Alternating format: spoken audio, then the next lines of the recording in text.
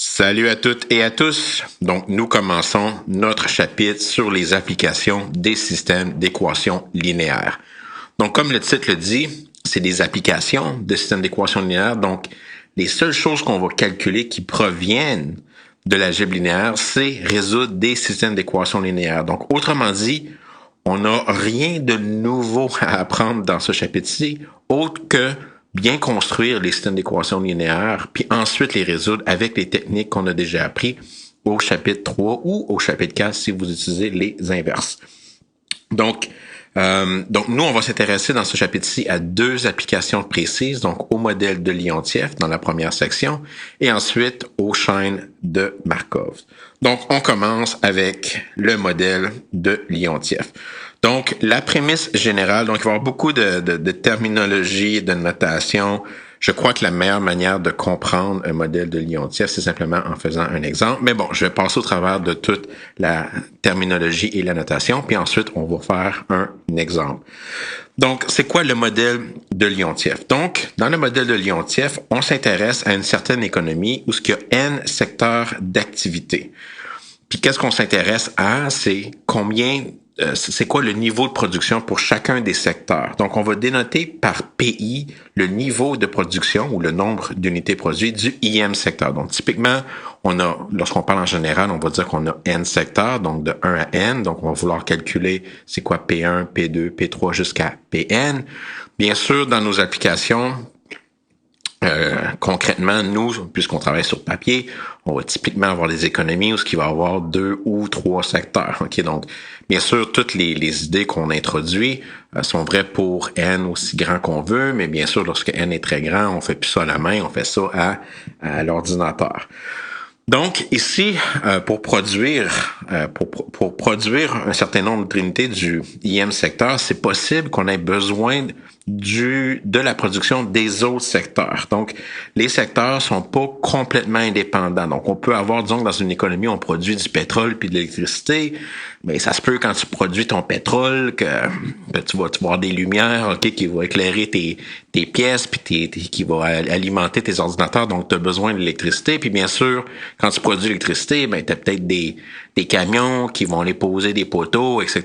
Donc, tu vas avoir besoin du pétrole. Donc, c'est rare que lorsque tu produis un certain truc, que ça dépende juste, bien sûr, de ce que tu produis. Donc, ici, les niveaux de production vont demander, ok, de la production des autres secteurs. Donc, les secteurs sont liés entre eux.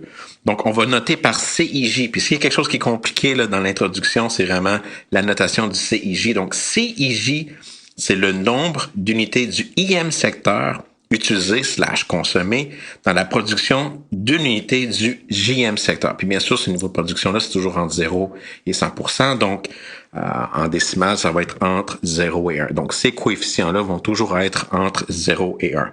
Donc, le CIJ, donc c'est la notation pour le nombre d'unités du IM secteur utilisé pour produire, ok, une unité du JM secteur. Encore une fois, beaucoup de terminologie. Avec un exemple, ça va être un petit peu plus simple. Donc, on appelle la demande interne du IM secteur.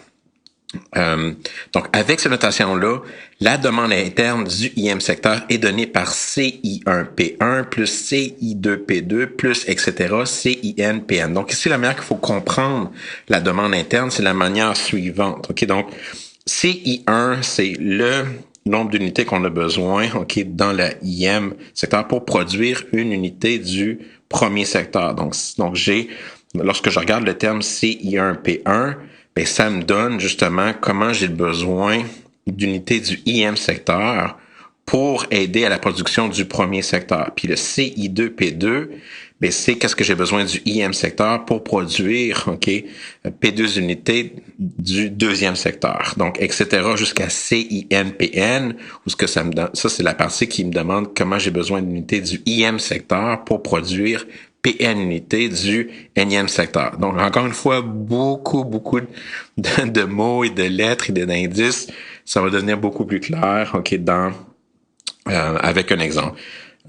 Donc, c'est vraiment notre équation qui nous donne, ok, qu'est-ce que j'ai besoin du IM secteur pour justement satisfaire le niveau de production de tous les secteurs de 1 jusqu'à N.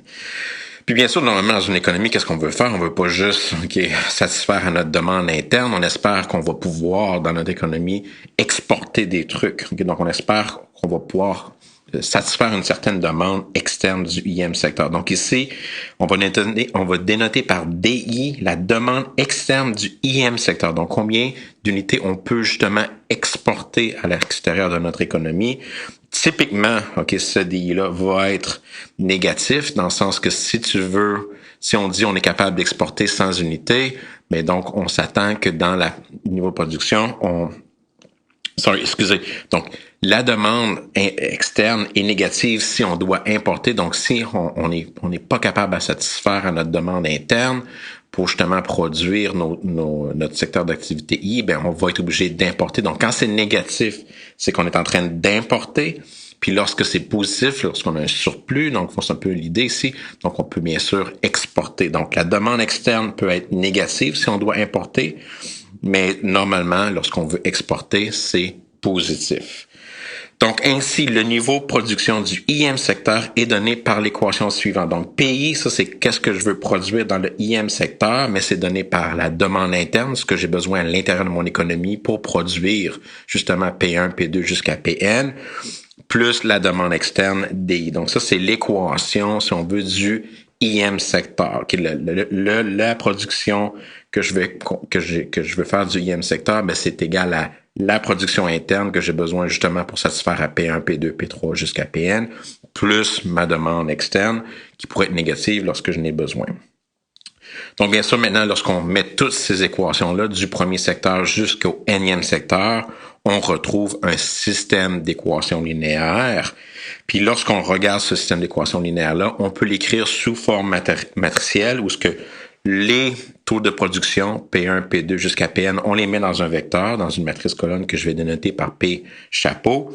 Ensuite, on voit que le P1, P2, P3 jusqu'à Pn dans les membres de droite, je peux les factoriser à l'extérieur, si on veut, de l'équation comme un produit matriciel, où ce que le P1, P2, Pn va multiplier la matrice C11, C12, C13 jusqu'à C1n pour la première ligne, la deuxième ligne qui va être C21, C22, C23 jusqu'à C2n, etc. jusqu'à la dernière ligne, donc CN1, CN2 jusqu'à CNN.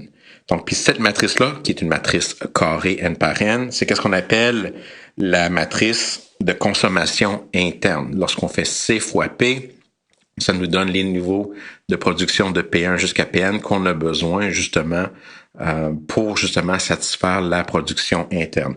Puis le D1, D2 jusqu'à Dn dans un vecteur ou dans une matrice colonne, on va la noter par D, puis c'est qu'est-ce qu'on appelle simplement la demande externe. Typiquement, ces chiffres-là devraient être tous positifs si on veut exporter de chacun des secteurs, mais c'est possible que potentiellement on a un des secteurs qui nous fait défaut, donc on doit importer pour justement satisfaire à la demande interne.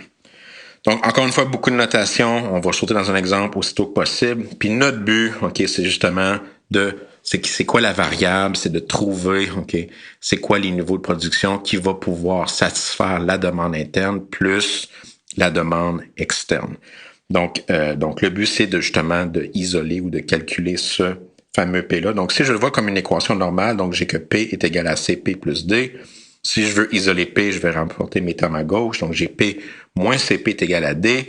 Donc, je veux factoriser un P. Je vois que le P est à droite. Mais si je veux factoriser, il faut que je fasse attention parce que je peux pas juste avoir un 1. Il faut que j'aie un 1 correspondant pour les matrices. Donc, avant de factoriser par P à la droite, je vais écrire P comme étant INP, donc la matrice identité, qui, je vous rappelle, est le 1 pour le produit matriciel. Donc, P moins CP est égal à D. C'est la même chose que INP moins CP est égal à D. Donc, je multiplie mon P par 1 entre guillemets, la matrice identité. Puis là, je peux factoriser par P à droite. Donc, qu'est-ce que je vais laisser derrière lorsque je factorise par P à droite dans le côté gauche de l'équation? Je vais avoir IN moins C, entre parenthèses, fois P, est égal à D. Donc, le système à résoudre, le gros système à résoudre, c'est vraiment celui-ci. Donc, ça, c'est bien sûr sous forme matricielle. Donc, la matrice augmentée qu'on va devoir appliquer l'algorithme de Gauss-Jordan pour trouver notre solution P, mais c'est la matrice qui va être donnée par la partie des coefficients va être IN moins C, puis la partie augmentée va être donnée par la demande externe D. Donc, la matrice augmentée qui va être la chose la plus compliqué, entre guillemets, à trouver initialement. Donc, c'est qu'est-ce qui est nouveau dans cette section-là, c'est de construire cette matrice augmentée-là. Une fois qu'on a la matrice augmentée, on sort les outils qu'on connaît. Donc, on sort Gauss Jordan, puis on cherche la solution. Dans nos questions à nous, les matrices augmentées INC, augmentées par D, vont toujours nous donner une solution unique. Il va toujours avoir un seul niveau de production par secteur. Donc, les solutions vont toujours être uniques. Wow! Donc, je pense qu'Atari voulait dire son petit mot sur les modèles de Leontief. Anyways, donc, pour assimiler toutes ces choses-là, donc toute cette terminologie-là et cette notation-là, sautons dans un exemple. C'est la meilleure manière là, de comprendre qu'est-ce qui se passe avec les modèles de Leontief. Donc, notre premier exemple, dans une province, on a 3 secteurs d'activité. On fait du mazout, de l'électricité, puis on fait des chars, OK? On fait des autos. Donc, pour produire une unité de mazout, okay, il faut 0,1 unité de mazout, il faut 0,3 unités d'électricité, puis il faut 0,1 unité d'automobile. Donc, juste pour nous aider à comprendre qu'est-ce que cette information-là, qu'est-ce que cette phrase-là nous essaie de nous dire comme information, ou essaie de nous donner comme information. Donc, juste écrire un petit exemple. Prenons un chiffre facile. Supposons qu'on veut produire 100 unités de mazout. Qu'est-ce qu'on a besoin pour faire 100 unités de mazout? Donc, juste un petit exemple avec des chiffres, puis souvent avec des chiffres, ça vous aide à mieux comprendre comment les équations sont mises en place ensuite. Donc, par exemple, donc supposons que je voudrais faire pour 100 unités de mazout. Qu'est-ce que j'ai besoin pour 100 unités de mazout? Mais pour 100 unités de mazout, j'ai besoin de quoi? Et puisque j'ai besoin de 0,1 unité de mazout, ça veut dire que j'ai besoin de 10 unités de mazout. J'ai besoin de 0,3 unités d'électricité, donc j'ai besoin de 30 unités d'électricité. Et j'ai besoin d'électricité. Oui, on a la misère. Et j'ai besoin de quoi? J'ai besoin aussi de 0,1 unité d'automobile. Donc, si j'ai besoin de 0,1 unité d'automobile, ça veut dire que j'ai besoin de 10 unités.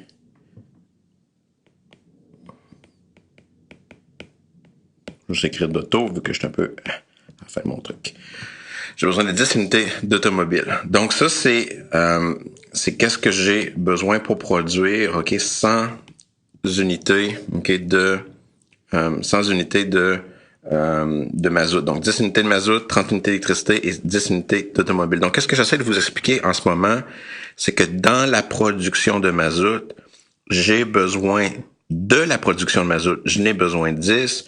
De la production d'électricité, je n'ai besoin de 30. Et de la production d'automobile, je n'ai besoin de 10. Donc, on peut pas additionner ces quantités-là ensemble, puisque ces quantités-là ensemble, c'est pas la même chose, c'est pas la même matière. OK? Donc, parce que l'erreur numéro 1 avec les modèles de Leontief, lorsque l'information est présentée pour vous dans un texte, c'est que vous lisez une phrase, puis vous prenez cette première phrase-là pour construire la première équation, puis en fait, c'est pas le cas. OK? Donc, les données, la manière qui sont présentées, sont typiquement reflétées dans notre système d'équations linéaires comme étant les coefficients, okay, de la matrice de production interne. Donc, puis je vais repasser là-dessus là, lorsque je vais mettre en place mes équations dans mon exemple. Anyways, donc, prochaine information qu'on a, pour une unité d'électricité, j'ai besoin de 0,25 unités de mazout, de 0,4 unités d'électricité, puis de 0,15 unités d'automobile. Encore une fois, pensez si j'avais 100 unités à produire d'automobile, mais j'aurais besoin de 25 unités de la production de mazout, de 40 unités de la production d'électricité, puis de 15 unités de la production d'automobile. Donc, juste pour mettre en place là, les choses qui va avec quoi. Puis finalement, pour une unité d'automobile, j'ai besoin de 0,2 unités de mazout, de 0,5 unités d'électricité et de 0,1 unités d'automobile. Donc, on veut calculer les niveaux de production des 3 secteurs. Si la province exporte 14 millions d'unités de mazout, importe 17 millions d'unités d'électricité et exporte 30 millions d'unités d'automobile.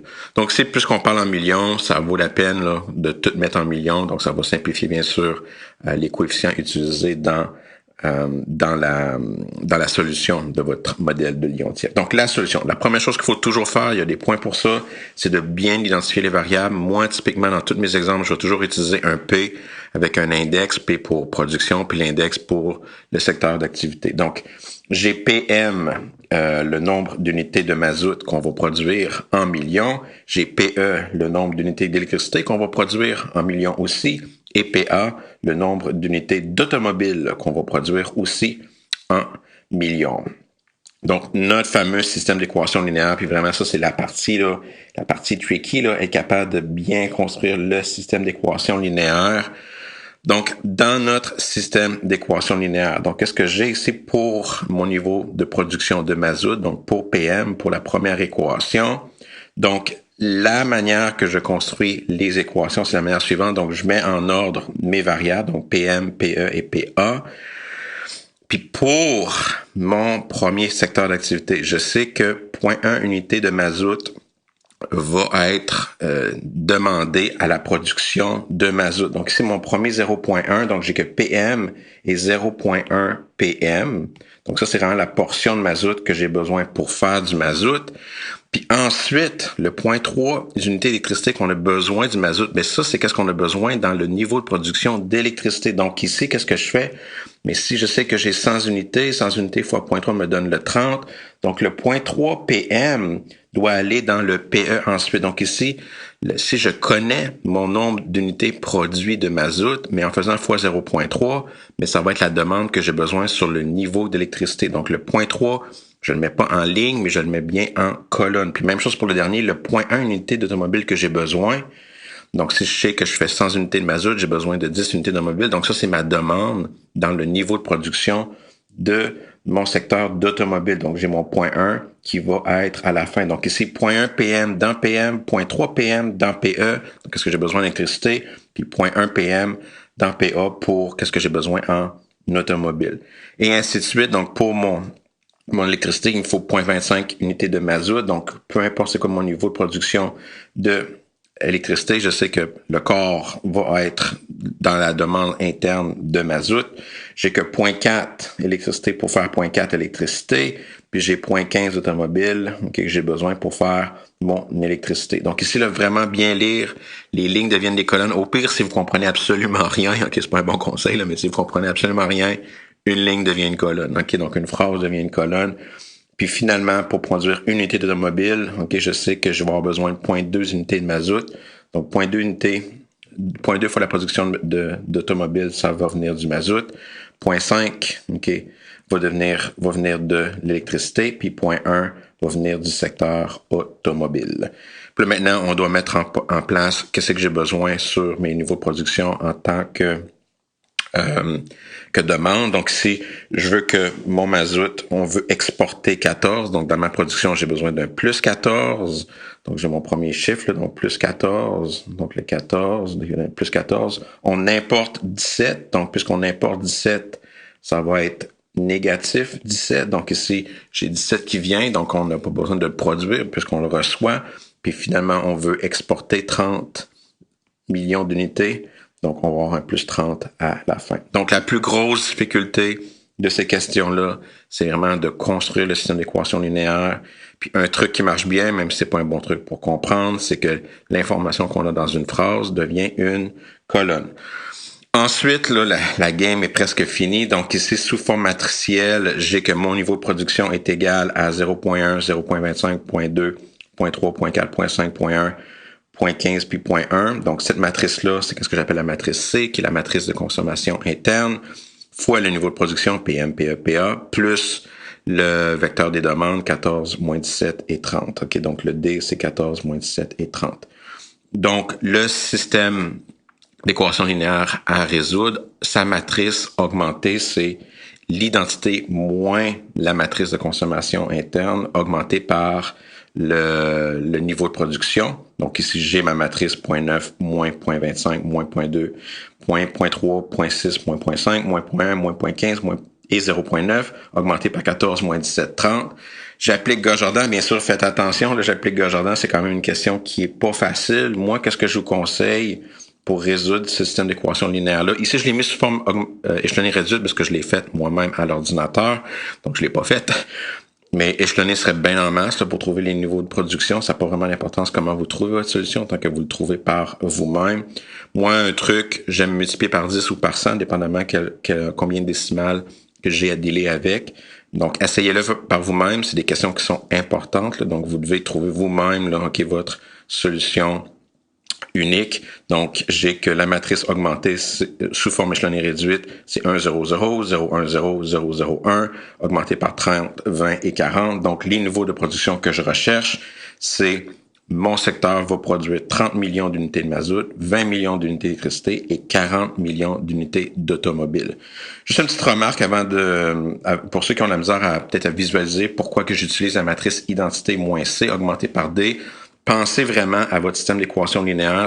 La manière qu'on le donne est pas sous forme standard. Hein. Les variables, j'ai des variables à gauche et à droite, mais si vous ramenez toutes les variables à gauche de votre système d'équation linéaire, bien, vous allez retrouver là, pourquoi que le système d'équation linéaire, c'est bien l'identité moins la matrice de consommation interne. Donc, c'est un bel exercice. Là.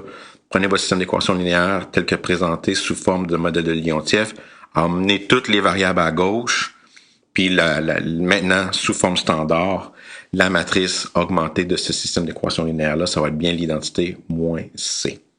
Alright, pour la théorie puis le premier exemple, je vais arrêter là. Puis on va faire un autre exemple dans le prochain vidéo. Bye bye là.